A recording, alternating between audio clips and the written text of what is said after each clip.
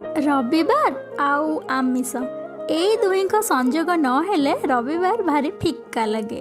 ଗାଁକୁ ଆଜି ଚୁନା ମାଛ ବିକା ଆସିଥିଲା, କିନ୍ତୁ ତାଙ୍କ ପାଖରେ ବଳକା ଏତିକି ମାଛ ହିଁ ଥିଲା, ବାକି ସବୁ ବଡ଼ ମାଛ ଥିଲା। ହଉ ହେଲା ଆଉ, ଆମେ ଏତିକିରେ ଚଳେଇଦବା ଆଉ।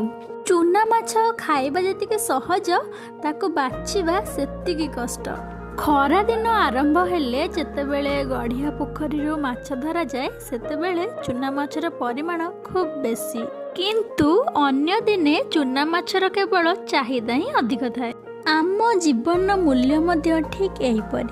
ବେଳେବେଳେ କାହା ପାଇଁ କାହା ପାଖରେ ବହୁତ ଅଧିକ ଥାଏ, ଆଉ ବେଳେବେଳେ କାହା ପାଖରେ ବହୁତ କମି ଯାଇଥାଏ। ଜୀବନର ମୂଲ୍ୟ କେବେ ଚିରସ୍ଥାୟୀ ନୁହେଁ। ସମୟ ସହିତ ସବୁକିଛି ପରିବର୍ତ୍ତିତ ହୋଇଥାଏ, କେବଳ ଏହା ହିଁ ସତ୍ୟ। ବାକି ତ ମୋହମାୟା ସଂସାର ଆଉ।